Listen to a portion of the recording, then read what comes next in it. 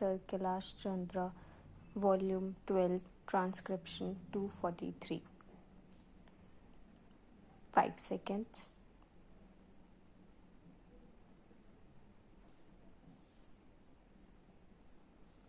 Sir, I rise to present the budget for the year 2004-5.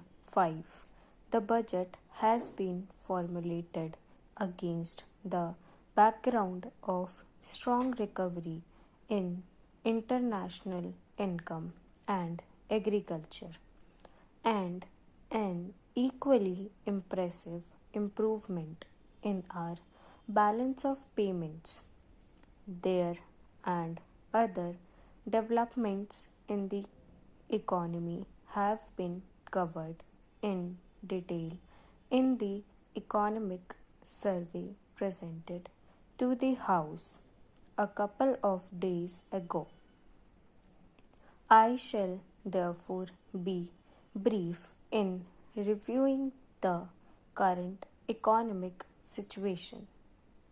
In order to fulfill our social commitments and protect jobs, government had to take over a large number of sick units and sustain them through injection of fresh resources. While some of them have turned the corner, a large number of them continue to incur losses. The time has come to undertake a careful review of the performance of sick units in the public sector with a view to reducing the drain on our resources. This the government proposes to do. Economic viability must be the principal test for the survival of an enterprise.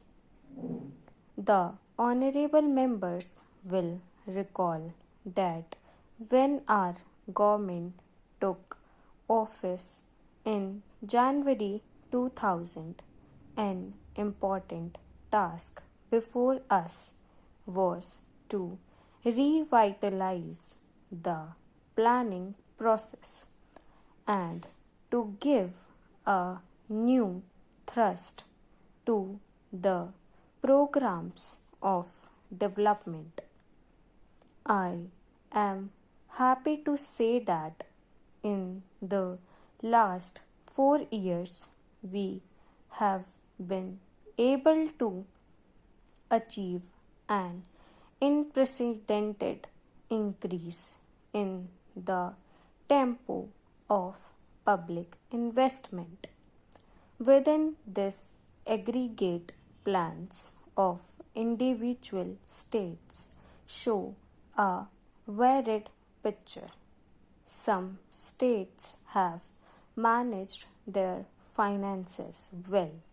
They have been able to raise additional resources and effectively utilize these to implement adequately sized plans, providing development and growth to their people. Unfortunately, some states, for reasons of their own, have used their resources for various other purposes. They have not invested their resources, including additional resources mobilized for development, and have also resorted to large overdrafts on the RBI. Unfortunately, despite these measures, some states continued to rely heavily on overdrafts even after March 2002. Their proposed deficit at the end of March 2004 would have harshly affected the size of their plans if these deficits were adjusted against next year's plan as per normal practice. In considering the ways of overcoming this problem, I have found myself in a predicament. On the one hand, no finance minister of the country can remain unconsidered about the size of a state plan. On the other hand, if assistance is extended to defaulting states, the well-managed states can legitimately complain that they have not got their just rewards from the center for their better performance. For those states which have managed their finances well, I am working out a suitable scheme to provide some additional assistance to them. In 2004-2005, this is only just and appropriate. Mr. Speaker, sir, I am sure that the House will agree with me that despite severe resources constraints of its own, the central government has done the maximum that it can to solve the state's problems. The rest, however, is up to them. In the last 4 years, the present government introduced a number of schemes for the benefit of the weaker sections of the society, particularly in the rural areas.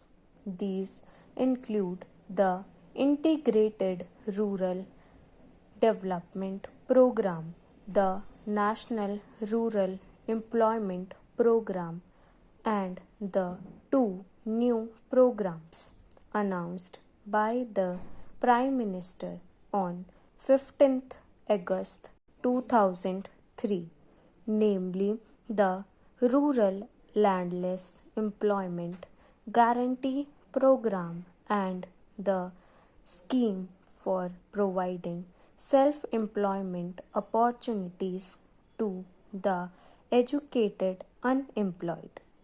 Each of these programs is designed to create opportunities for employment and income generation for particular target groups while also creating productive assets. Finally, I should mention that the incentives schemes for better performance in selected areas initiated in 2003-4 will continue in 2004-5 also. As the House is aware, these schemes are designed to improve the functioning of the electricity boards and provide further impetus to the programs for small and marginal farmers, rural water supply schemes, environmental improvement in urban slums, construction of field channels in command areas, projects and adult education for women and elementary education for girls. A lump sum provision of rupees 200 crores is being made for this purpose, lest the honorable members take me to be a magician who can do so much with so little. I hasten to clarify that the incentive schemes is designed to provide additional resources linked to performance for specific schemes. These are, of course, also separate substantial allocations for each of these schemes. I have also briefly touched upon the main priorities and objectives of the annual plan for 2004-5 in order to provide the maximum possible outlay for the 10th 5-year plan.